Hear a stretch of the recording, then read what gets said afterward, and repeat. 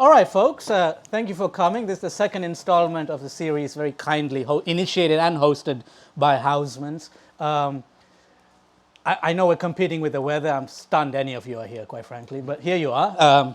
Evidently, you'd like you bore yourself to a soporific sunstroke. But thank you so much. This is, last time it was Gargi Bhattacharya, this time with Kojo, a luminary Kojo. Very much, we're honored to have you here. This is the award-winning or just nominated for multiple awards? You must have won one award at least. No, multiple awards. But it's ludicrously well received, rightly so. Housmans has kindly decided to plug my own book too, but I think that's rather a subordinate matter here, and admittedly quite dated. Having said that, this book does anchor in so far as we're trying to angle it towards nationalism as a kind of wider headline theme. Kojo's book is about nationalism, but it's not necessarily pitched as its primary consideration. So what I will do today is do a little spiel about Kojo's book, but angle that in slightly contrived ways towards a more nationalism type pitch as it plagues our contemporary political culture. Kojo, in his characteristic way, will improvise something no doubt brilliant, and then we'll break into some kind of conversation, but hopefully you two they'll take questions from you, and you guys are probably far brighter than any of us. So we'll look forward to hearing from all of you. For formal introductions, my name is Sivamohan Valluvan. I'm a jobbing sociologist at the University of Warwick. But otherwise, yeah, a pretty slapdash thinker, I suppose. And Kojo.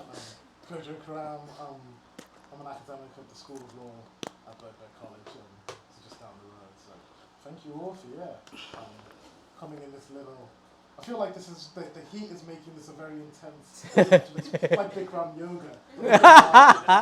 So I'm glad you're all here to share with us. Yeah, they didn't have to deal with this in the salon cultures of the past. So I'll do a little spiel. I just want to say, because admittedly my little spiels tend to be quite broad and at times quite opaque rambles. I should say there are many reasons you should have the book, but one thing I don't want to neglect quite yet, I think both you and I are a little allergic to dwelling on the personal a little too much in terms and in how that might derail the analytic. But there's this lovely personal thread that also recurs across the book. I think you were both born in Ghana, but you used to go back a lot for the summers. Your grandfather figures as a recurring voice, your father figures, I think, in passing.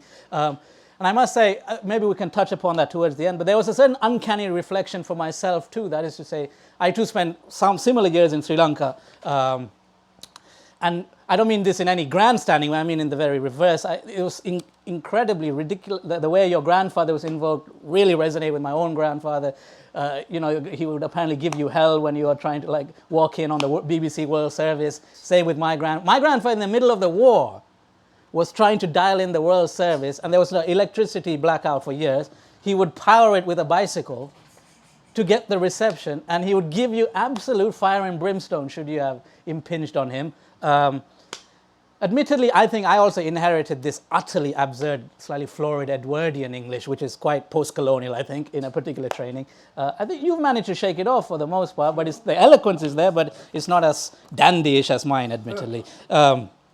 So there's a lot there that perhaps towards the end we can also touch upon later on. In terms of the actual themes of the book, I'd like to just say, empire is a burgeoning. I think it's no longer possible to say no one talks about empire and we're all brave and kind of speaking truth to power and so on. There is this burgeoning call, overdue, welcome, and there is something going on in our general political discourse.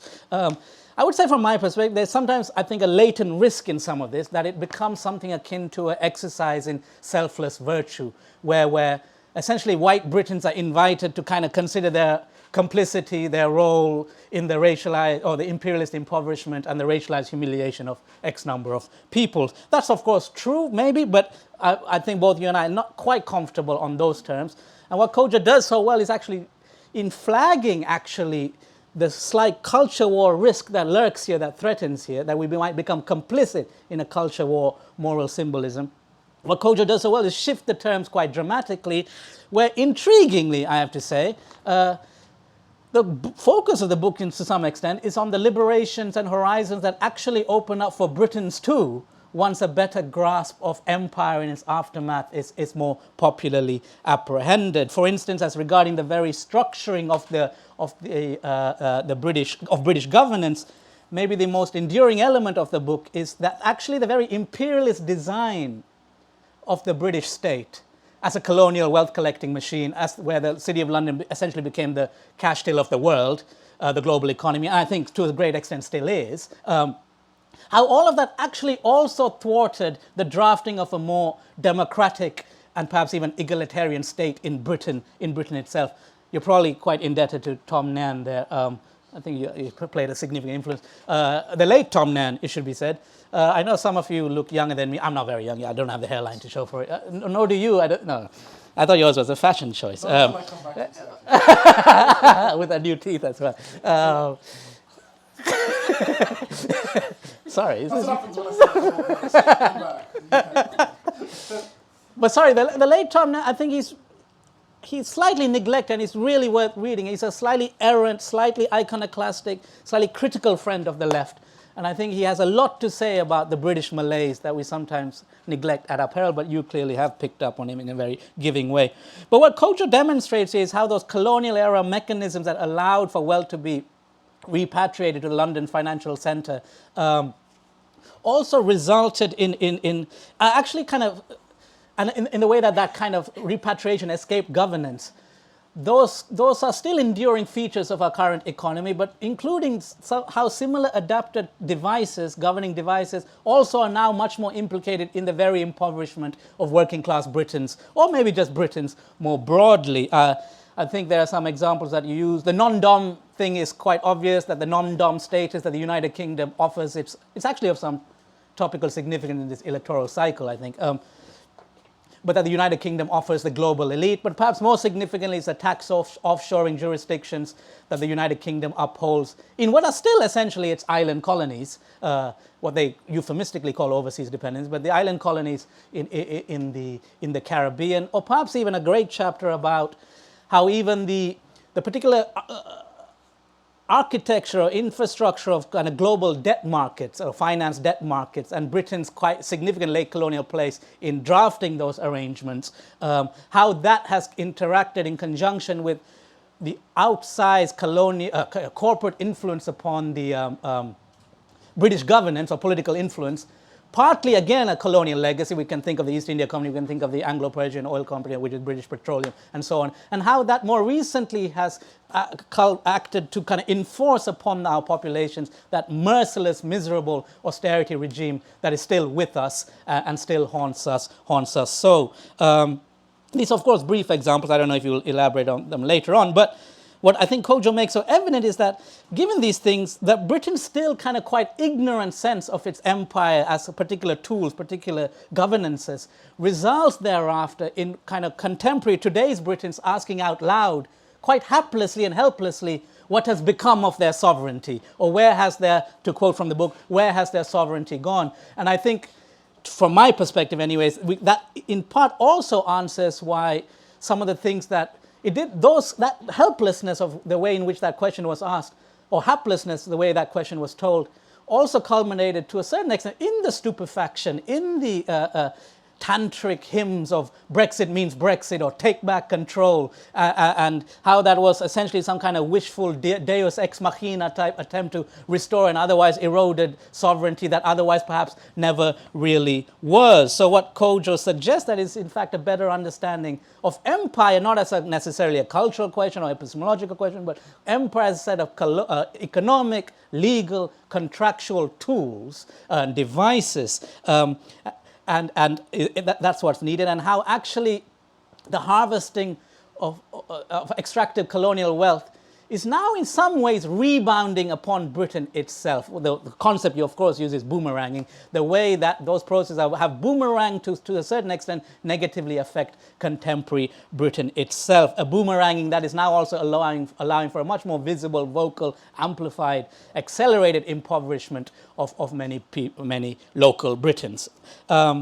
Equally, in terms of, I think, Britain's political culture, as a culture, and on the back of Paul Gilroy's, inevitably when you're talking, when I'm talking, the spectre of Paul Gilroy, he was already invoked by the Sun, but he will also be invoked through other terms. But on the back of that post-colonial melancholia type coinage, I think it is now largely well understood or observed that this longing for this faintly understood, blurry, elusive sense of the late colonial moment, or even that early post-colonial moment, the post-war moment, has in fact paralyzed Britain's ability to not only habituate itself to its multiracial, migration-driven sociocultural present, but even command a meaningful, open-ended sense of its political future. By that I mean, quite simply, for instance, a political future where Britain is reconciled to its much more humbled, modest, mediocre standing in the world. And when I say mediocre, those are not slurs. That's a compliment, a virtue. I only know a few of you here, but you will know, I think there's great utopian possibility that inheres in mediocrity, a certain sense of proportion, a certain sense of balance, and not least the way it kind of induces a certain gentleness in one's worldview. This is also a future that might escape that otherwise incessant and hammy attachment to a lapsed Churchillian mythology, a mythology of the island nation which recurs here, the splendid isolation of the island nation, or the mythology of the Blitz spirit, or the mythology of the war effort, or the mythology of the immediate kind of post-war welfare state contract, so on and so forth.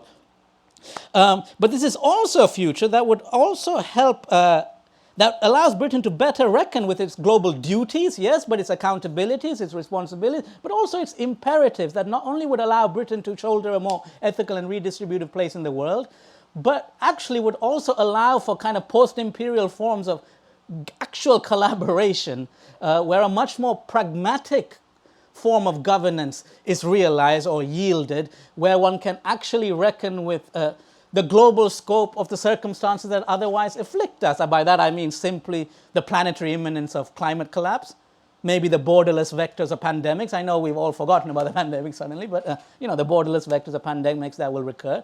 And not least, I think as important to your book, capital's fleet-footed kind of transnational mobility that is forever escaping governance. By that I simply mean wealth and capital that sits in Abu Dhabi one day, sloshes about the city of London for a while, and then finally comes to a brief resting period in Singapore or Shanghai or New York or whatever it wants to do.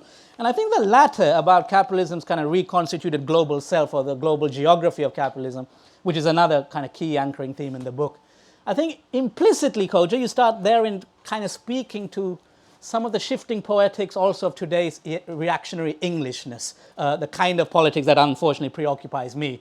A very depressing vocation, a very depressing province of work, but nonetheless my current preoccupation. And I think we could maybe observe that, a politics of whiteness as anchored to English belonging, to my mind anyways, is no longer really about privilege and superiority, but is much more formally about some kind of resentful, revanchist melancholia. That is to say, as as Western economies or European economies experience something akin to gradual or incremental decline, certainly the sorry parlor state of the British economy. I mean, we're all speaking about the last talk I did here was on infrastructural decline, so it feels very apt. Amit just got stranded on 3 hours out in the hinterland of London.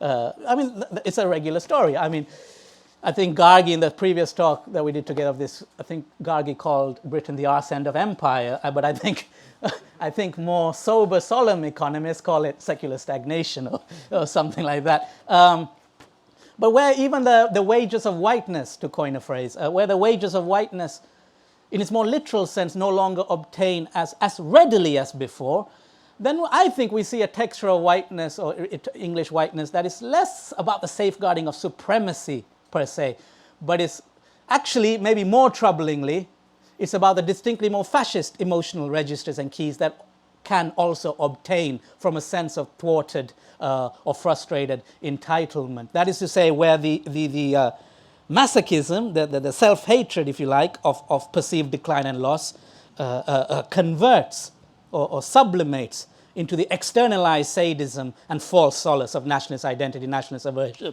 nationalist demagoguery, whatever have you. So in other words, this nationalism, in my mind, and we talked about a little bit of this the last time, this nationalism doesn't actually, to my mind, expect anything to get better for anyone. It doesn't make any promises. It doesn't, certainly not in materialist or economic terms for the most part. But what it seems to me to be about is about the righteous dignity of having one's nationalized pain, one's so-called white working class pain, amplified, visibilized, staged as being the only authentic grievance, as being the only deserving victimhood. So in other words, I think we have something akin to an uncanny dystopia where one has in part escaped one nationalism of a previous vintage of a slightly more imperialist bent, one of imperialist pomp, pageantry, civilizationism, hubris, of course, only to thereupon encounter a newly reconsolidated nationalism which seems to traffic in a different psychological repertoires of loss, decline, and festering melancholia.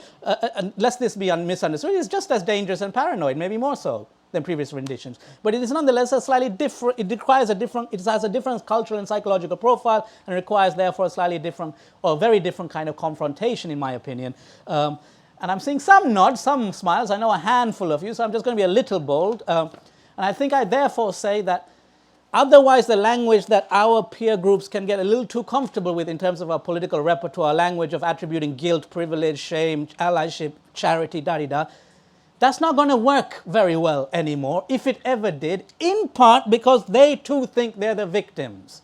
And in my opinion, somewhat justifiably and somewhat credibly. So I think I'll just end here really, but what I think in contrast what Kojo so helpfully draws out is actually a more practicable purposing of how that perception of victimhood might be channeled in actually more healthy and constructive terms, where through an understanding of the colonial era economic instruments, contractual instruments, legal instruments, and how that is acting upon Britain itself, then a more meaningful, tangible sense of what actually requires doing might be in part revived, and in much more solidaristic internationalist ways, where it could help kind of much confront the globally sweeping terms where many of our lives are becoming less and less bearable. In other words, an attentiveness to empire's legacy.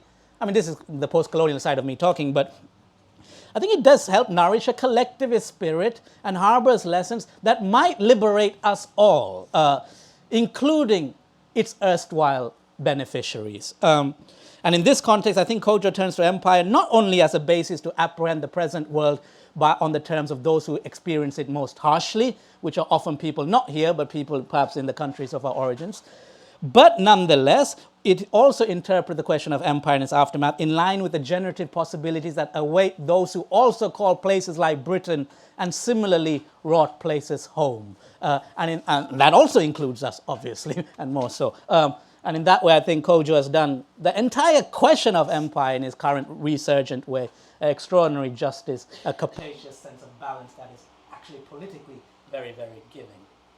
Thank you. Wow. We've got a round of applause for Vallu for that.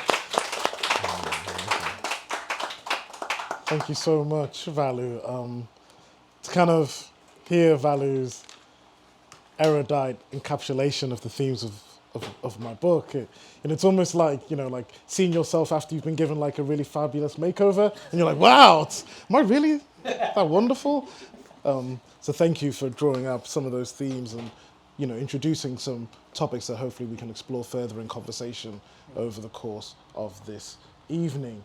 I think taking on this question of empire and nationalism and the way in which I try to interact with them in Commonwealth, I think it's important just to kind of, at least for myself, to almost revisit the historical moment in which I started writing this book. And this was a moment in which the United Kingdom, suddenly had a form of, kind of like almost woke up from a 70-year coma and remembered that it once had a global spanning empire that actually is, in terms of territory, population, wealth, the largest empire that's existed in human history. Before that, there was almost no conversation in terms of the actual national press around Britain's imperial legacy. And then starting, I'd say probably from the Roads Must Fall campaign in 2015, but obviously really accelerating following the particular character of the British response to the Black Lives Matter protests, the pulling down of the Edward Colston statue. These conversations around the post-colonial legacy of the British state and culture escaped from the kind of academic cul-de-sac of, critical legal journals and literary journals and, cultural theorists into the public consciousness. This was now front page news. This was now something being discussed on Good Morning Breakfast TV, and the tenor, the register of the conversation was something that I felt was initially exciting. Sometimes the book has been read as a kind of a strike against the kind of cultural and symbolic register of critique against empire that's, perhaps most confidently represented by the campaigns to replace the imperial statues in our public spaces, change the street names of our, imperially named buildings, rename things, whether it's the Robert Mulligan statue, it's the Thomas Guy statue, it's the Edward Colston Hall. There has been this campaign of trying to change the landscape of our public arena. There was, of course, pressure around what type of exhibitions would be held in museums, what kind of archives would be presented by our art institutions. This was the kind of dominant tone in which the British imperial conversation was being had, and I did find huge strides and potential being offered by that. This, in the book can sometimes be read as an attack on that, but I think what I was more trying to do was attack the way in which that particular register of decolonial thought had been bracketed and monopolized in the public arena in order to try and minimize the connection between imperialism and the material conditions of people's everyday lives. And so, the debate around decolonization was, what songs are allowed to be sung at last night of the proms? Like, that was a week of decolonial debate, I was like, no one even watches this thing, but we're all going to talk about this. At one point it was, should Faulty Towers be allowed to be watched on BBC? This was the tenor of, this is the dreams of Nkrumah and Mossadegh. And you know what I mean? Like, as though this is what decolonial thought was about. Michael Manley's there talking about, we need to cancel Faulty Towers. And I think the way in which this was being seen as something that was primarily the concern of the kind of intellectual chattering classes was perhaps best encapsulated by one of those kind of academics who really accelerated on this clamour of nationalism that you talk about, Vallu, which is the professor of politics of Kent, Matthew Goodwin, who had a phrase where he mentioned that outside of the Twitter sphere and the university campus, no one cares about decolonization. No one has the time to care about it because people are worried about rising house prices, rising costs of rent, decreasing public services, the breakdown of infrastructure, just like you illuminated, the gaping chasm that continues to open up between the world of assets and the world of wages and work that people rely upon to reproduce their lives. They don't have time to worry about discussions around empire and colonization because empire has nothing to do with their concerns. This is what the Goodwins are talking about, and this was being echoed by the entire rhetoric around the kind of Johnson breakthrough of the Red Wall moment of, we're going to be the people who actually address the concerns of impoverished working people in the post-industrial North. They don't have time to care about questions of empire because empire has nothing to do with the material. And that's what I think I took umbrage with, because I was like, the entire purpose of empire, not just the British Empire, any empire, Songhai Empire, Mongol Empire, the entire purpose, core motivator of empire is the extraction of resources from around the world and the legitimization of their transfer across the globe. That is why people go across the world. I have a phrase in the book where I talk about, there was this whole manufactured debate around the cancellation of Jane Austen. That was like, you saw in the Telegraph, decolonial, woke, terrorists remove Jane Austen. You can't even read Jane Austen in universities now because of the decolonial movement. And I had a line in the book where I was like, nobody got on a ship in the 18th century and sailed halfway across the Atlantic to give someone a copy of Persuasion. Like, this is not the purpose of the imperial endeavour. The purpose of it is, of course, the extraction and transfer of wealth. And what empire is the legal, financial, and economic architecture that legitimizes what is essentially, armed robbery at the core of it. And a lot of that architecture wasn't dismantled with the era of formal decolonization as emerged in the middle of the 20th century.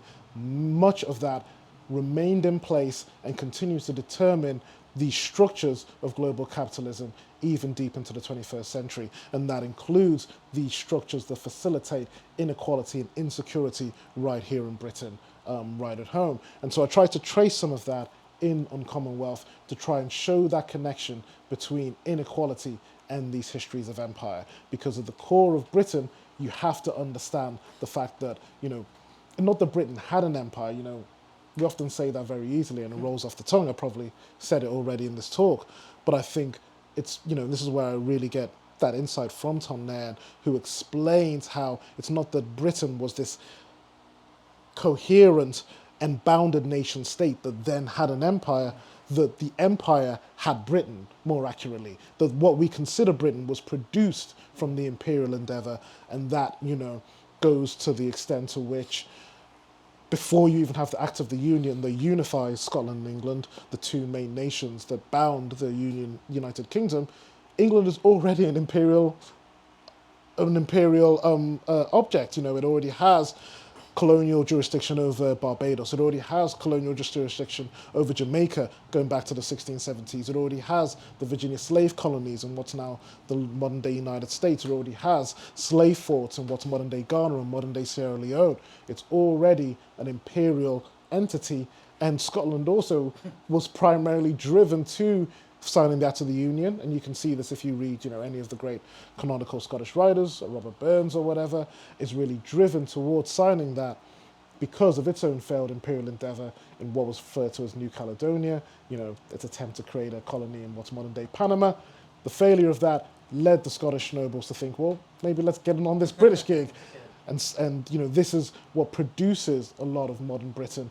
And when we think about our financial rules, our tax rules, the structures of the corporations that continue to dominate our economy today, a lot of these are indebted to Britain's imperial orientation. Because why I think the study of the British Empire is so important is because, this isn't a moralistic, this isn't a guilt claim as Vallu really illuminated.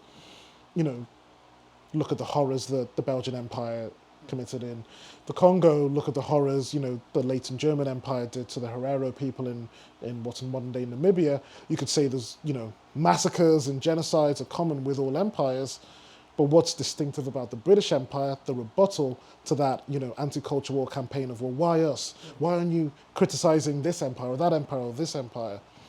Well, the British Empire was the predominant empire during the era in which global capitalism emerged into its ascendancy.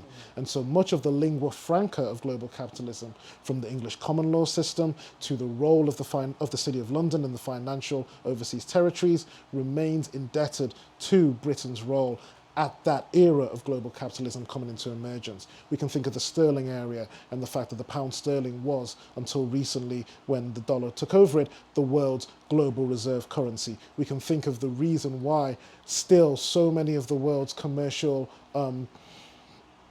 conflicts choose to resolve themselves in London's commercial court, when we could have companies that are neither registered within the British jurisdiction. There is a fluency and a value to Britain's financial and legal institutions that is connected to this imperial role, and this continues to determine the way global capitalism functions today. To try and make this tangible, to try and kind of choose some vignettes that I thought kind of brought this into clear visibility, I drew upon some of the roles of some of those major corporations that Vallu mentioned.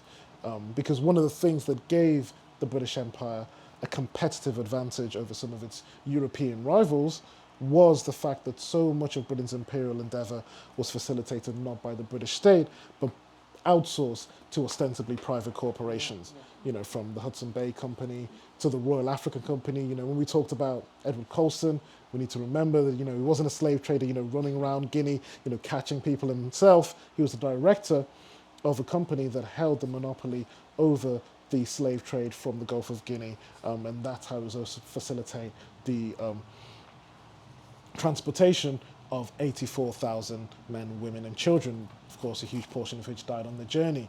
We can think of the we can think of the Royal Niger Company. We can think of the corporation that still, according to historians, people who read the work of Philip Stern or William Dalrymple will see the scale of a corporation that many consider to still be the biggest ever, you know, the most dominant ever, the British East India Company.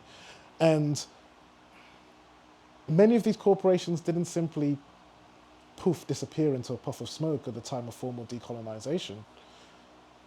The Anglo-Iranian Oil Company, which I focus upon in the second chapter of the book, is an example of one of these imperial companies that did so much of the heavy lifting of the extraction of wealth. And to connect it to the very real, very material concerns that people right here in Britain have today, we need to remember the Anglo-Iranian Oil Company, following its, you know, coup d'etat in removing the Mossadegh government, you know, they decided the coup d'etat was perhaps bad for brand reputation. We might need a little switch up here.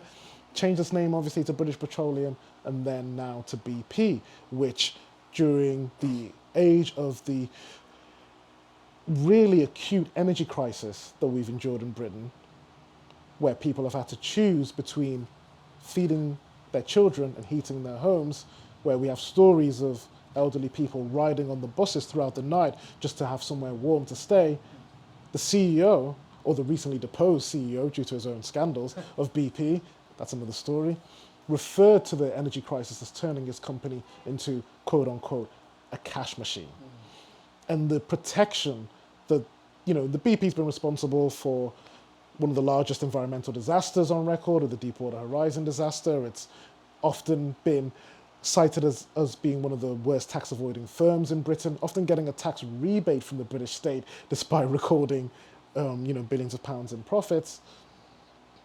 The protection that the British state provides to companies like BP, you know, in not facilitating the kind of aggressive redistributive policies that might allow for a more equitable economy, is the same type of protection that the British state provided to these companies when they were doing much of the heavy lifting of British imperialism. And this was a story that I felt was not being told when we confronted this question of the legacy of empire. We weren't thinking about how does empire connect to our tax rules, how does it connect to debt, how does it connect to the protection of these corporations. And I think that fed into the rhetorical position that the kind of anti-decolonial movement was willing to take, because they were able to present this as something that was just concerned about essentially making white people feel bad about themselves. You know, that's what the whole point of decolonization was. And for me, I thought that, you know, a lot of the critique of Uncommonwealth kind of bracketed it in this collection of books that was being presented as, you know, attacking Britain. You know, this is attacking Britain. You know, I got my Daily Mail attack piece, which is one of my sources of pride. I got my article, you know, they were like, you know, insignificant, unknown academic Kojo Koram attacks Britain. You know what I mean? But they bracketed it amongst a bunch of books that, you know. We think you're very significant. Thank you, Vallu. And there are, you know, few people who came in here. A lot more people read the Daily Mail, that's what I found out, than in there. I was getting messages from people I hadn't, you know, went to school with 10 years ago, being like, I can't believe the Daily Mail said this about you. But they bracketed it as, you know, I thought they would text you, why are you hating Britain? Exactly. But like, why do people, you know, seeing this as a book that, you know, is just attacking Britain, you know, Britain should feel bad about itself, Britain should feel guilty, Britain's this terrible place. And that was something that just really confused me, because I felt that the kind of core driver of the book was almost, you know, if you forgive me to be glib, it was almost being like, it's like, imagine living with someone and you're like saying to them, yo, I think your friends are robbing us. And they're like, why do you hate this house? And you're like, no, like I saw them, like they took our stuff and they like took it to the Cayman Islands. I don't think they're gonna bring it back. And they're like, listen, if you don't like this, you need to leave. And you're like, what is going on here? It was an attempt to illuminate the way in which Britain continues to be structured in the way that it was structured during the era of empire, which is as a machine for the extraction and hoarding of wealth.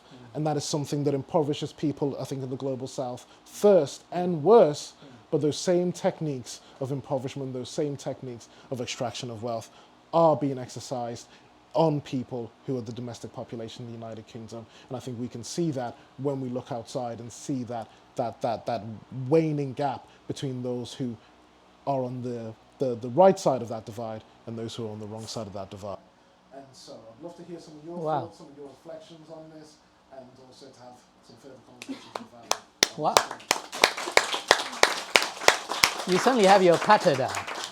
You have your patter down. I actually had to make notes.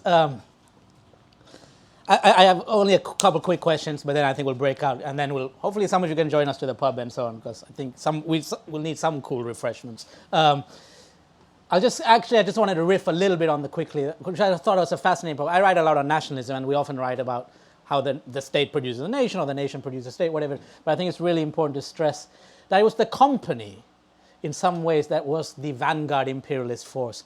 And it's the company's excursions and adventurism and the emergence of this pretty, in many ways, not particularly wealthy, this kind of ragtag bunch of adventurers, but essentially formalizing the company architecture that therein, in fact, codifies and secures something that we therein call a state. And that state thereafter also becomes therein producing something that we call the nation. I think it's worth saying that when we think of the East India Company as the largest enterprise the world's ever known, as a purely colonial extraction machine, it is interesting that in itself, in part, was a response or had to compete with the VOC, which is the Dutch East India Company. Is that what they call it? The Dutch East India Company, VOC. And what's interesting about the Dutch East India, it emerges from the first merchant state or nation in the world. That is to say, the Dutch League of Merchants, essentially, produced this company, or rather the company produces this state that we call the Netherlands. You have a passing interest now in the Netherlands, don't you? He's fallen in love with a Dutch woman, that's why. But I think, sorry, someone in the back. I just happen to know their private life. Hey? So now we do as well. Now you do. I shouldn't have said that. Who knows? Maybe as a lover in the room. I'm sorry. Now we're getting out of hand. Sorry. But no, it's absolutely important, I think, fundamental to understand the birth pangs of modernity, not merely the aristocratic spluttering of their surplus value and the enclosures, but the arrival of this extraordinary restless energy that is called the company, but how the company produces all these things. And then Britain has this uniquely outsized place in formalizing, projecting, and standardizing that for centuries to come, or the century to come. And therein, there becomes the machinery that is employed by other states. That's why both him and I are not, we're not prosecuting Britain's moral guilt. We're prosecuting the codification of a structure that is picked up by everyone else. I mean, I have no greater grievance of Britain than I do India today, or China for that, or whoever. Do you know what I mean? Like, and that is the way that one, I think, escapes this false dichotomy that the culture war merchants would otherwise lure us into. The irony is that they keep saying you're talking down Britain. I mean, as I was trying to hint at in my own talk, they have nothing to offer Britain. They hate Britain. I mean, I couldn't care less about Britain with a capital B, but I do care about its population, the polity. And they clearly do not intend anything to happen in this country that is remotely worthwhile. They wish to churn now this endless, as I say, grievance machine. And the satisfaction, there is a pleasure in suffering, I think, to be honest, particularly in the digital era. There is a pleasure, a masochistic pleasure in suffering, and the sublimations of that suffering through violence and so on. But the irony is that Kojo is, for better or for worse, and I know the Daily Mail might not be your audience, but you're offering something. You know what I mean? You're telling your kindred, who you happen to share a house with, that they're being robbed too. And that is a very generous gesture. If anything, it's funny that the Daily Mail and that wing, the good winds, might come after you, and to a little lesser extent me sometimes, because when they come after... Sorry, I know how I was going to put it. When they come after people like us, they're suggesting that they have, how do you put it? That they have something else to offer. And we are actually going out of our way, I think, to be generous. Because I get in trouble with my own tribe half the time, don't get me wrong. Do you know what I mean? Half the way I've spoken today will get you in trouble with your own circles.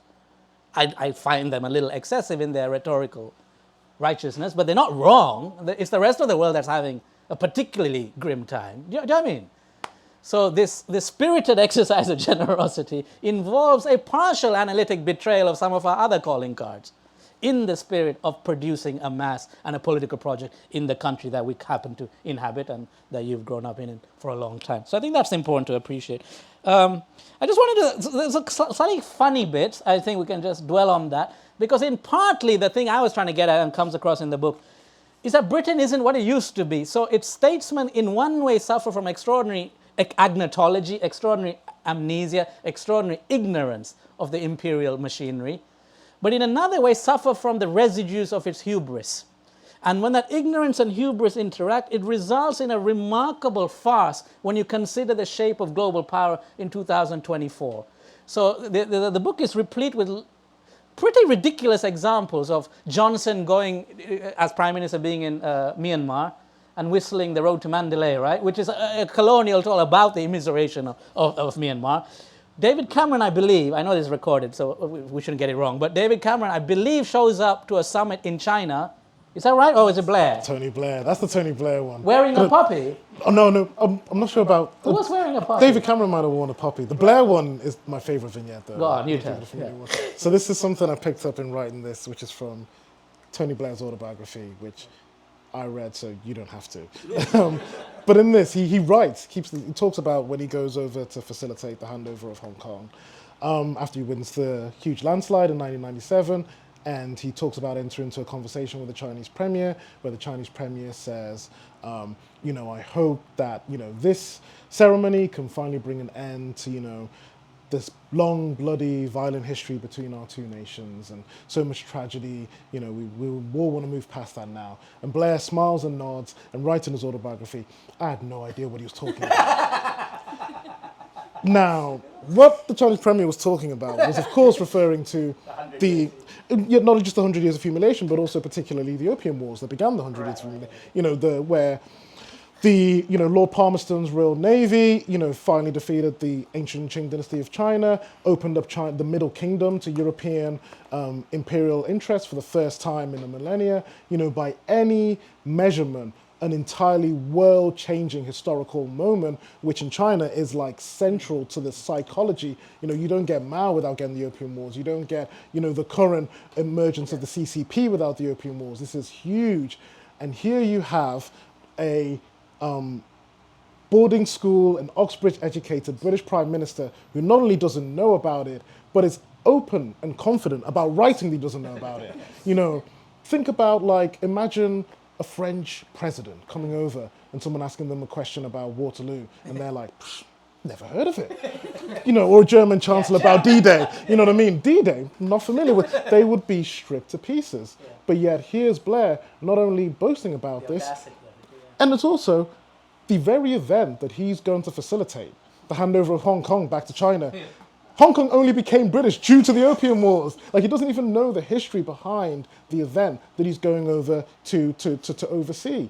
And so this level of ignorance, but I think it connects back to the role of the company that you illuminated there in your intervention, Vallu, where I thought this amnesia, the way in which we kind of encapsulate Britain's psychological relationship to its empire takes a lot of different orientations.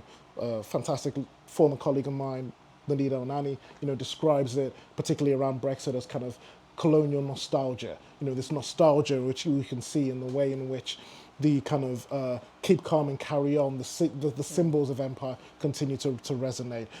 Paul Gilroy obviously most famously describes it as post-colonial melancholia.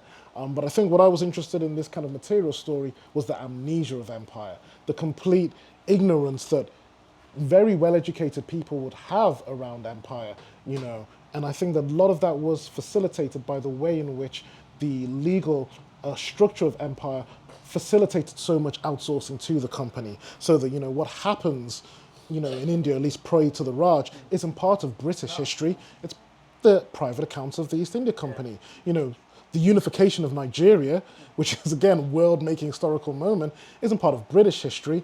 It's part of the Royal Niger Company.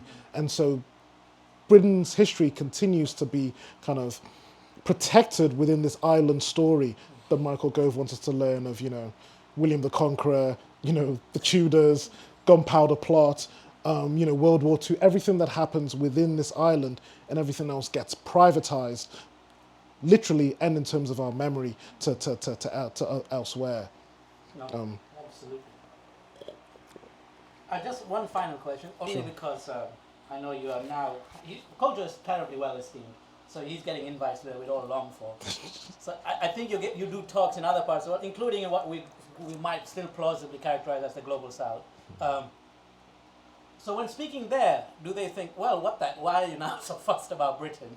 Or is there how is that received, and is there in fact a degree of interest that, oh yes, it's about a twin kind of struggle that if Britain would open up its cultural and political imagination to a more global canvas, that benefits us all. I only say that because I occasionally do talks in Sri Lanka.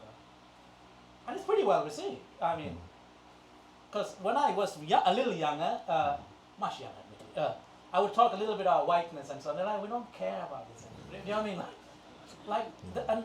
It was the other brown guys killing us, you know, and afterwards, I mean.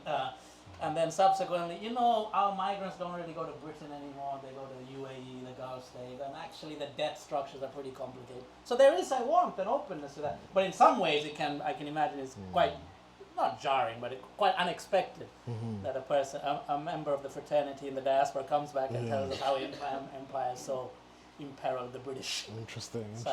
I mean, that's a really interesting question that I've not been asked before, so thank you for that, Vallu. So I've spoken about this, I think, you know, been to Nigeria a couple of times and spoken about this. I've just come back from speaking about it in Australia, which is a colony of its own orientation.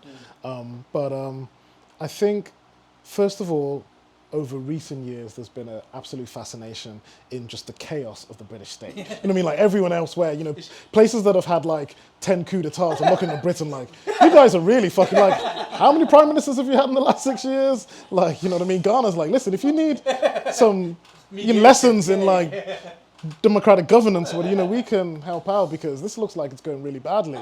And so I think there's a fascination in what's happening with the British state that has perhaps, you know, opened up an interest in conversations around the condition of politics and economics within the United Kingdom. I think that there is an abiding frustration, you know, around that amnesia that we mentioned just in the previous question. You know, the reality is that a lot of these former colonies, you know, their foundational national story is struggle against the British Empire. You know, whether you're thinking about Malaysia, whether you're thinking about Kenya, whether you're thinking about, you know, Jamaica, whether you're thinking about all these different territories around the world, there is a real knowledge around, you know, if you think about formal decolonization, we're talking about perhaps, at least in my opinion, and, you know, read the work of someone like an Aimé Césaire, who I draw from endlessly here, or Michael Manley, they talk about this as the most fundamental transformation in the 20th century. You know, beyond the rise and fall of communism, beyond the world wars. When we're talking about formal decolonization, we're talking about, you know, 2/3 of the world's population transitioning from being colonial subjects, so not having access to sovereignty within the international legal arena, to being sovereign nation states with their own flags and their own songs and their own presidents, and at least ostensibly a pathway towards having their hands over state instruments. And this is a world-changing event that is really embedded within the national mythology of so many of these places around the world, and yet the kind of antagonist of so many of their stories has no idea that any of this even happened. You know, another glib comparison that I often share with my students, you know, and I think this is something that really is a myopia of Britain when it tries to navigate the world in the 21st century. You know, there was the post-Brexit trade strategy that was mapped out by the Johnson administration, which was codenamed Empire 2.0. And, you know, it was based around the idea that we're going to withdraw from the world's largest free trade organization, and we're going to go back to the former colonies and the Commonwealth, and they're going to be so happy and grateful. You know what I mean? And they're going to say, yes, you know, please have all these, you know, untariffed access to our resources. We'd be so happy to have you back. And they were shocked that this wasn't the response that they got. And, you know, I always say, as a comparison, that Britain trying to navigate the world diplomatically in the 21st century is like, everyone has this person in their own lives. Yeah? There's someone who you went to school with, who you fucking hate. Like, and, you know, maybe for years, you know, they bullied you in school or they didn't invite you to something. You've harbored this for ages, and, you know, you've talked about this to your therapist, and you've complained about this person to every boyfriend or girlfriend you've ever had. And then like 20 years later, you finally meet this person in a pub. You go back home and you meet with them, and you walk up to them and you finally get the courage to be like, why were you so mean to me in school? And they're like, I thought we were best friends. I don't really, what? We always got on your, that's kind of how Britain, I think, navigates itself diplomatically in the 21st century. It goes to places that, for better or for worse, are now significant geopolitical players, whether it's China, whether it's in India, whether it's Pakistan, whether it's in Nigeria, and has a complete ignorance about its history with these nation states. And so I think that speaking about British imperialism in those places, I think there is a frustration around that, and there's an interest in Britain having some sort of reckoning with what it did in all these different territories around the globe. Brilliant. Thank you so much, Kojo. I know a good time. I'd love to take questions. I know there are incredible people here, so to hear from any of you would be really interesting. And of course, Kojo seems to be able to field anything with great eloquence. Hi, thanks. Thank you. That was really, really interesting. I wanted to poke around something you said, Kojo, about Matthew Goodwin saying that only the Twitter sphere and the university, the academy really care about like decolonisation, and I completely accept and agree with your point that has to be challenged and it obviously has to be made relevant. It is relevant to everyone's lives, but I suppose on the surface, I think there's some truth, in that,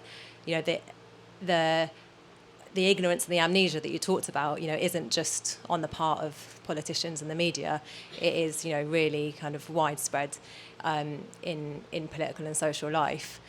And I wondered what you and maybe Vallu as well thought the role of the university should be, or maybe ideally should be, in changing that, and whether it has a role kind of beyond these like quite knotty academic conversations, and particularly what the prospects of it playing a more generative political role, sort of in the current context of the huge constraints on university.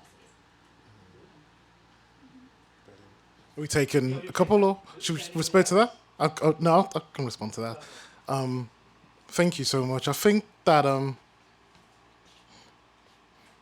that question of do people care about empire, first of all, requires a reframing of what empire is, and that's what I think the work of academics is useful in doing.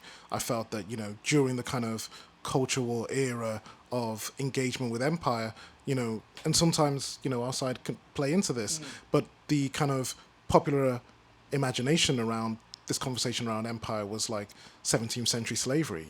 People thought that we're only talking about, people in red coats and muskets running around, shooting people, in the new world, in the terra nullius, as they would say in legal terms. When we're talking about empire, first of all, that historical projection, I think, needs to be challenged. We're talking about the 1950s, the 1960s, maybe even up until the handover of Hong Kong's 1997. We're talking about things that are in our parents' lifetime, if not our lifetime, and that's formal colonization of places around the world. When we then think about, what I tried to point to, some of the structures of empire, I think that a lot of these continue to operate in the 21st century.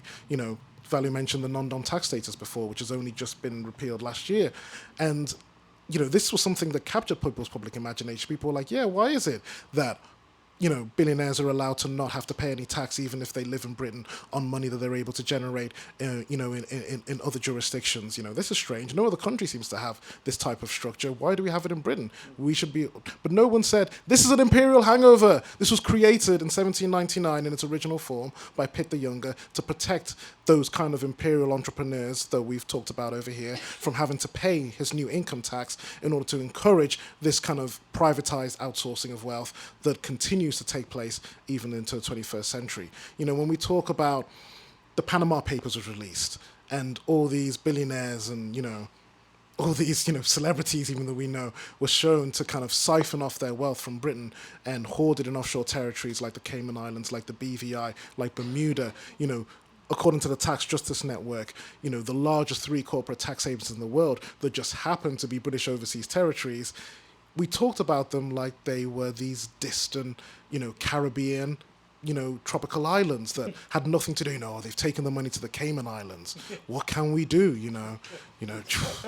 Maybe James Bond has to dug in to get it. These places are British sovereign land. They're as much British sovereign land as Brighton or Blackpool or elsewhere. And if the British government wanted to demand complete transparency around assets that were registered in the BVI or the Cayman Islands, they could do that tomorrow. If we want to understand how Britain can treat the overseas territories when it wants to, we just need to ask the people of the Chagos Islands. If Britain can expel an entire population from one of its overseas territories, I'm pretty sure it can ask one of its other overseas territories to tell us who's hiding tax there. But it decides not to do that, and it projects it as though it's something distant, something that's lost to history. And so I think by reframing that as tangible, material things in people's lives, you can get people to care about empire, because it doesn't seem like something that happened in the 17th century. It seems like something that's still operative even in today. And I think that's what, at least I think, is something really useful that academia can do in illuminating those techniques. I think about, the fantastic work of someone like Gominda Bambara in talking about the role of the imperial structures of tax in facilitating the emergence of the welfare state. I think about, I've already mentioned the role of someone like, Nadine El-Nani. I think there's many academics who talk about whether it's our bordering system, whether it's our financial system, whether it's our, techniques of asset hoarding and accumulation. I think there's an easy overlap between the conversation that we're having around wealth tax, around wealth inequality, which I think is capturing the public imagination, and these histories of empire when we think about how this operates in the United Kingdom. Yeah, absolutely brilliant. I don't have much to add. I suppose, in one sense, in purely as existing institutions, there are, of course, extremely timely and visceral and haunting questions around divestment and things of that sort. But I suppose you're hinting at curriculum questions, and I suppose I can, at least, I have my frustrations, so I at least have them to share. I have the slightly unique vantage point, but I think it might surprise some of you. I teach two main modules in my department. One is classical social theory, 19th century sociology, and the other is post-colonial theory and politics. Now, in the culture war framings of the Goodwins and the like, I think we've given him too much airtime. Let's give another fellow a name. But nonetheless, John Gray or so on. Yeah, he has more muscle, doesn't he? He's more impressive, let's be honest. To them, it wouldn't make sense, this strange twinning. They think that the 19th century is the great canon of grand Europe and the emergence of a rising modernity. The post-colonial archive is this querulous whinging about the moral hypocrisy of European modernity, when in fact they're entangled in so many interesting ways. And I find them utterly seamless. The same students I teach in the first year and teach in the third year don't seem to think there's any disconnect, and see it as entirely contiguous. And I say all that only because I think maybe there is a risk, when you say our own side, so to speak. I think there is sometimes a risk. It is moralizing, and the stakes are either everything or nothing. So you either burn down the entirety of a modernity, or you are continuously complicit in a horrific imperialist archive. That makes no sense to me, and that's why I always return to the post-colonial canons, which are so vast, that as far as I'm concerned, the curriculum should always twin it when in its original moment, where it was in direct conversation with the leftist hypothesis. That is to say, the 20th century and the decolonial. I know you've slightly hinted at it's like one over the other, but I know where you stand. The decolonial moment is world historical, and the communist hypothesis is world historical, and they happen to converge in the same historical moment. So the decolonial and the post-colonial consideration was always somehow understood itself, what is the leftist redemption of modernity? And I always think of many, many modernities and multiplying modernities. And no one needs to agree with me, obviously. They can teach the other way. But what I will say, if it's taught the other way, they will keep tumbling into these traps. That, this is about everything you do in England is terrible, And there's a gloriously pristine way of thinking about the world in a village in rural Sri Lanka. That's particularly preposterous from my vantage. Well, I've been to Sri Lanka, no one's really talking like that either, unless they have some skin in the game. That is to say, they have a slight grifter. There's a grifter currency a little bit to propagate things on those terms. That's my tuppence worth. It's a little controversial, but I think it's important to understand what are we studying. Like, we can't just say all the post-colonial, the decolonial moment.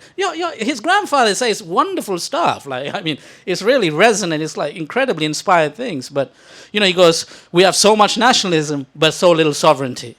And he wished to reverse that. But even in the why you asked early on, why is Ghana so poor and so on, and he has this fairly measured, interesting, slightly complicit answer, right? And that is the story of the post-colonials. And I think we should do them justice and not make angels of them, and actually know that there was a continuous reckoning with modernity that continued to unfold. And the horror show we're seeing now is a version of authoritarian capitalism and innovative 21st century capitalism that is being innovated in the post-colonial world. I think Europe is not the site of innovation in the new profit margins. And secondly, the forms of nationalism being innovated are much more advanced elsewhere, and our guys are catching up. Or they're trying to catch up, haplessly and hopelessly. And I think we should teach that. Not saints and angels. What's the opposite of angels? Devils. No, that's not quite right. Demons, yes? Yeah. Demons and angels. Can I add something to that? Yeah, go on. I'm an academic as well. And funnily enough, in the morning, I presented something on decolonizing film education. And just to add on to that, I think what the way I try to teach my students is that, of course, we should read work from quote-unquote white scholars or the canon to understand what is missing in their work. And we should also read post-colonial literature as well. That is also important. It's better to have knowledge of both, read them at an equal footing, and understand, okay, what is missing in both actually? It's not that one is better than the other. That's not what we are trying to say here with decolonization. Like, I'm originally from India, and the form of nationalism that's taken place in India is really problematic. So again, it's about seeing all of these different strands, but as equals, and then trying to understand, okay, what are the pros and cons of all of those strands? Yeah. Thank you. It's really useful. Yeah. We defer to the audience. It's a decolonial practice. Anti-authoritarian. It could also just be thoughts, it doesn't have to be... Oh yeah, no, we're broken full into thoughts.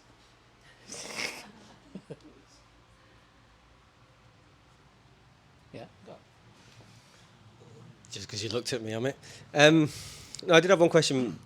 I mean, it's kind of restating badly and in less Edwardian fashion Vallu's points, but I was interested in the fact that you said you got some response from people on the intervention you were making, that decolonize isn't about culture and statues and the national trust necessarily, but it's about economy, law, extraction, finance. And I know a lot of people, I guess I feel a lot of my students would agree with that.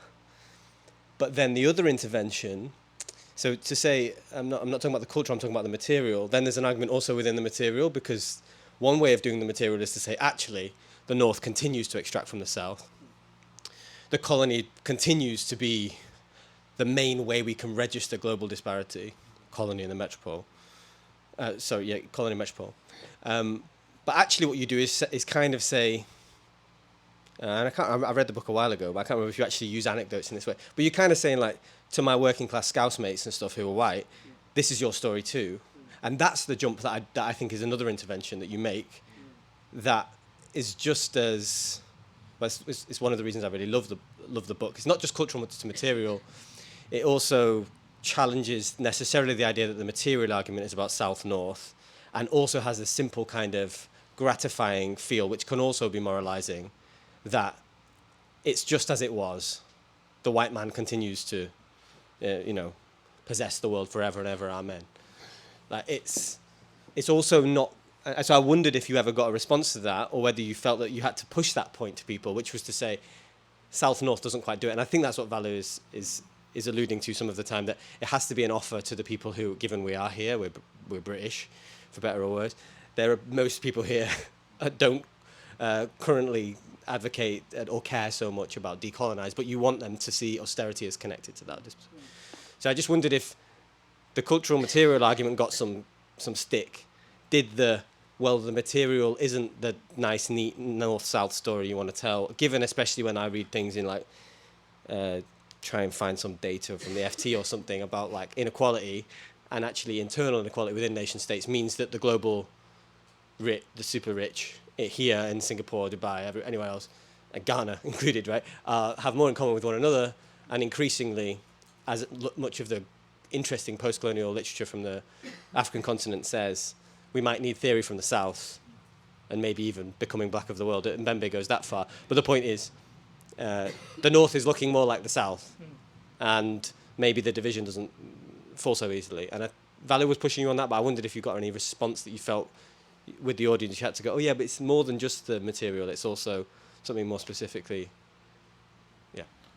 No, absolutely. I think that was probably the most challenging response that I got. And interestingly, it wasn't a response that I got often when I was speaking to audiences in the global south, but to, I guess, audiences of people who are engaged in decolonial discussion here in the United Kingdom of, well, essentially you're blurring what remains a fundamental distinction in the orientation of the global economy, which is the extraction of the South by the North. And I think there is still a lot of currency in that. You know, people will point to things like, you know, systems of bordering and the idea that, you know, try and move around the world with a Nigerian passport, how much money you have. Try and move around the world with the British passport. Very different systems, you know, the way in which climate catastrophe is going to impact the population in different ways, according to the North and South, you know.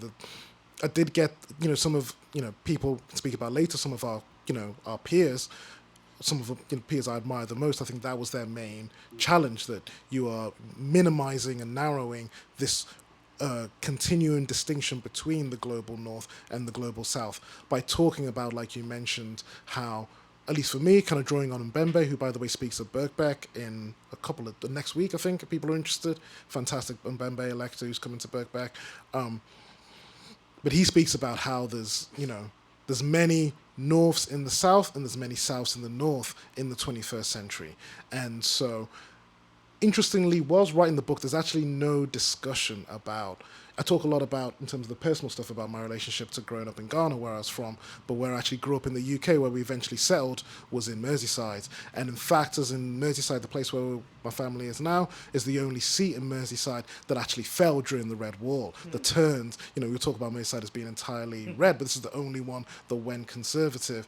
And I think that was something that probably was sitting underneath that book, this attempt to speak to that particular constituency and to talk about how these structures of imperial extraction continue to impoverish that population, as well as also, you know, enrich the population. You know, I'm not gonna play. When I go back to Ghana, I'm not in the wretched of the earth population. You know what I mean? Like, listen, some of you decolonial struggle people, I know when you go back to your home as well, you're getting the driver. You know, don't try with me as well. You know, I wouldn't say we're part of the global elite, but you can be very insulated in the global south within a community where you don't really operate within that country. You do have, you know, people who might live in Accra, but they fly to Switzerland when they need healthcare. You know, they go to Dubai when they want to go for a party, and you know, they live in a community within the global south that is very insulated from that violence of continuum capitalist extraction. And so, you know, you go to Nigeria, you go to Victoria Island, you go to Banana Island, I'll probably say those are the places where I've seen the largest houses I've ever seen anywhere in the world. You know, houses that look like university campuses are owned by, you know, people who are in proximity to oil billionaire wealth in a way that you're not going to see in the United Kingdom. You might see in Dubai, you might see in the UAE, you might see, you know, in Saudi Arabia, but you're not going to see maybe in London anymore. You know, how do we talk about the global north and the global south in that world? How do we talk about how capitalism operates and moves from different global hubs, whether it's Singapore to the Caymans to London, in this new geography of capital? And I think the way that I try to kind of reconcile those two potentially contradictory elements is thinking that I think in the 21st century, capital does or tries out its techniques of extraction on the global south in almost experimental form. That it does it first and worse over there, but I really don't think that the board of directors and shareholders of BP are like, no, we're not going to impoverish the people in Middlesbrough and Blackpool because they're white. No, let's protect their energy costs. I think they're like, listen, if we don't pay taxes in Nigeria, can we not pay taxes in Britain too? I don't see why not. And so I think that is part of what I perhaps wanted to speak to a little bit. And I think that that's also a history that even tracks back to the histories of actual British Empire. There's a book to be written out there that I think will get you hated equally by the right and the left. So if anyone wants to write this, have it for free. Because I ain't writing it. I've had enough hatred. But I think there's a genuine book to be written about the devastating impact that the apex of British imperialism had on what people would now consider the white working class. White people in British imperialism who were poor were like press ganged into working. You would just be dragged out of the pub away from your friends when you stepped outside to go to the toilet and dragged into the East India Company ships and sent to die, in the subcontinent, in order for the enrichment for directors who were, based in Edinburgh or the City of London. Poor children were dragged away from their parents. There was the home child migration policy, which this is how Britain populated the white settler colonies, was dragging poor white kids away from their parents, often without any justification, and putting them on a ship to Australia and Canada to go and, dig trenches and build wells in the frontier New World. And, when I saw, images around the time of the kind of Statues War, where you would see like white working class people defending the statue, of an Edward Colston. And I used to be like, do you know what these people would have done to you and your family? Like, do you know how easily they would have dismissed the value of your life? And I think that there's a story to be written about that for anybody who wants to be cancelled and hated by everybody. And when you do write that and everyone attacks you, don't say that I told you. I will not defend you on public media. So just to let you know. Go on. If there's time. Of course. So this, I'm still sort of thinking this through, so apologies if it's not massively articulate, but it's going back to the theme of nationalism through the talk, which is just, I wonder what you both think about kind of the impact and the direction of the resurgent far-right and right-wing populism. And so what was making me think about that was when you were talking about the Brexit project and Boris Johnson's then, the trade strategy and this idea of Empire 2.0 and how much a kind of imperial nostalgia was tied up in that, which I completely agree with. But also at the same time, I think one thing that has kind of characterised the right-wing populist surges of the last decade has been a kind of protectionism and an expression, whether sincere or not, of a discontent at global capitalism and an offer, certainly to large parts of that base that supports it, that you're going to somehow withdraw from that system. And given that, that's been a key feature of the kind of far-right movements that have done well in Europe and the Americas and so on, and maybe even other bits of the world. I just wonder how that squares with sort of some of the other things that you've been talking about. So, I mean, I think we probably all agree that it's a sort of false promise, that idea of taking back control is in any way a kind of blow against that system, but it is slightly different from the kind of the nostalgia and, yeah. Thank you. I haven't necessarily gathered my thoughts. I think you're absolutely right that the newly ascended right are doing, a lot of us call it ideological scrambling, so your buddy calls it diagonalism, that it doesn't carry off kind of a 1970s to 1990s project in a coherent way. It's not social democratic, it's not even particularly neoliberal, or it sounds anti-neoliberal, even if it might be formally committed. So there's a general scrambling. And so I think when it sounds its kind of anti-capitalist noises, it is nationalist in form. So that invites generally only one tool. It's not the nationalization, really, of industrial sectors or utility, though the Reform Manifesto, for all its skullduggery, does say nationalization of utilities. And some kind of tax on digital sales, which is interesting, like a kind of indirect global way, attempt to reckon with global capitalism in a frippery as the effort is. But its only real tool is protectionism. That's the one that resonates the most. That's the tool that immediately invites itself as coherent to a nationalist program.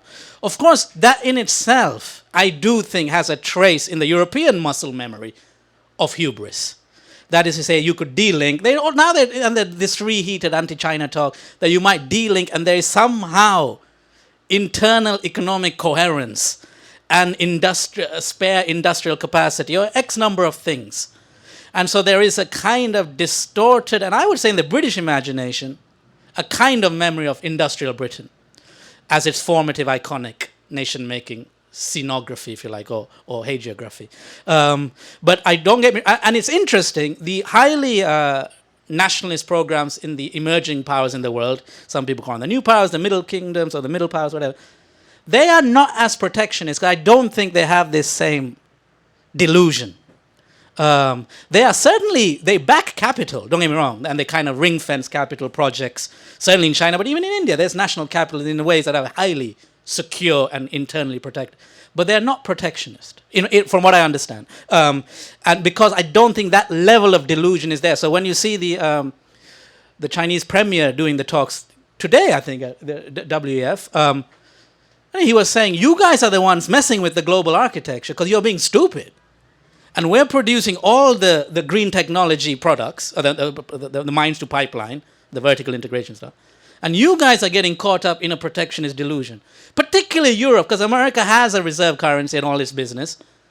But for Europe to think it could protect, I mean, it is obviously a far-right canard, but it appeals strongly to the right-wing imagination. It makes complete sense to me. It wants an anti-capitalist temptation or allure, but it can only do it from its own repertoire, and this is its repertoire. And it cannot touch, obviously, socialism, because that is anti-national, because it fractures the nation from within as a class struggle, and you can't have that. Excellent. I think with this question, which I think is a really challenging one, of how do we understand this current articulation of right-wing populism vis-a-vis its projections towards being anti-neoliberal, anti-global, pushing back against this kind of end-of-history era of free-flowing global trade, whilst at the same time trying to hold on to the techniques of national in privilege, not in a privilege in terms of the structure of the global economy, in terms of its role, within international economic institutions. Not feel bad about yourself, privilege. Trying to hold on to that. How do we square that circle? And I think there's a lot of currency and a lot of mileage in thinking through the work of the political economist and historian Quinn Slobodian, who talks a lot more about encasing than about protectionism. With this idea of trying to encase the preferential position that countries like Britain have within the global economy through particular techniques and architectures of wealth accumulation, more than trying to create a protectionist social democratic economy. I think there's a lot of value and thought in that. And when we think about its relationship to the British far right, I try and draw on the work of, perhaps obviously the godfather of post-colonial British far right thought, which is, Enoch Powell. A huge part of the book actually draws upon, I did loads of reading about Powell when writing the book. Like I had there's a whole row of Enoch Powell offcuts in my thing. Exactly. I'd have people come round to do the electrics and be like, who is this person? Is he okay? But I think the reason why I've found Powell such a fascinating character is that we're all familiar with the kind of nativist, xenophobic, populist Powell of the Rivers of Blood, but we don't often talk about how Powell, a few months after the Rivers of Blood, was given a speech at the Mont Pelerin Society about, the removal of currency controls and the movement from a fixed exchange rate to a floating exchange rate. This was the side of Powell that he saw as, well, what Britain needs to do after empire is use its preferential financial and legal position to protect its economic advantage in a country in a world where it no longer has territorial supremacy through its domination over, India, which Powell loved. He wept apparently when India was returned back to national sovereignty, and places like Nigeria and places like Jamaica.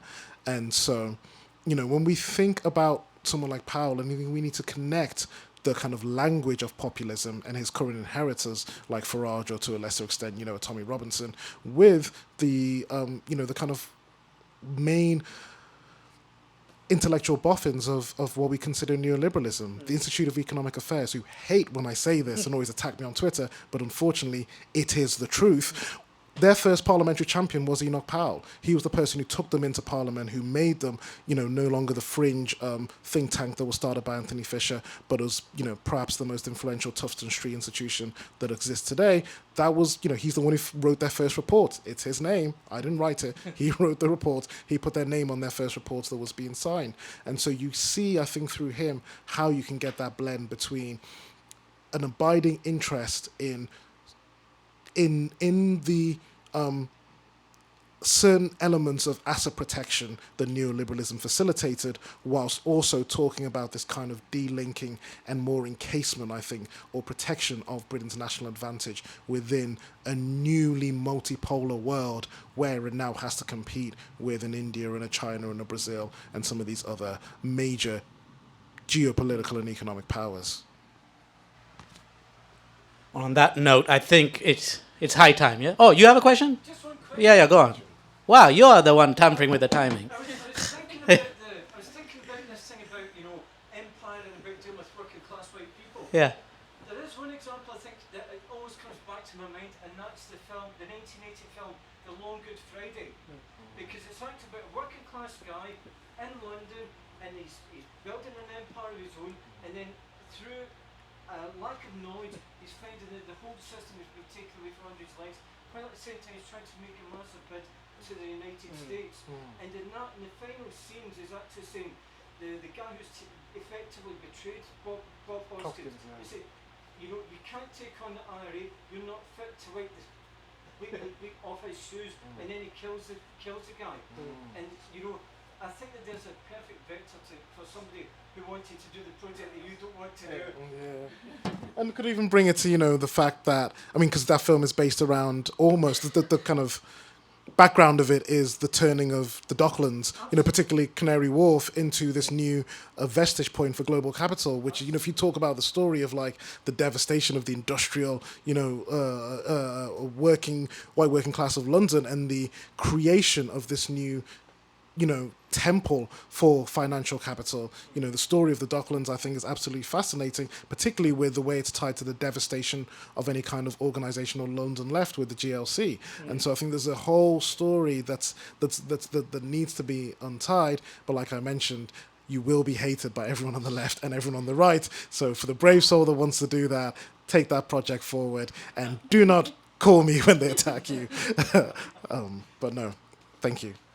Thank you, Kojo. It's been an absolute... I think the applause is owed to the audience, because I think you've suffered an extraordinarily sweltering and very muggy heat chamber. But you withstood all our ramblings. You were eloquent, I was rambling. But I'm really thankful. There is one more installment of this series that Housmans is kindly organizing with the great Richard Seymour. I think it's the great Richard Seymour. And it's his forthcoming book, Disaster Nationalism. What's the date? We don't know. July 31st. And so, if you'd like to join us for that, do so. But thank you so much. We'll probably disband now, but as is our merry custom, we'll be inebriating. And you're more than welcome to join. I think you've earned it, quite frankly, more than we have, so by suffering the heat. So thank you very much, and it's been an absolute pleasure. And thank you, Kojo.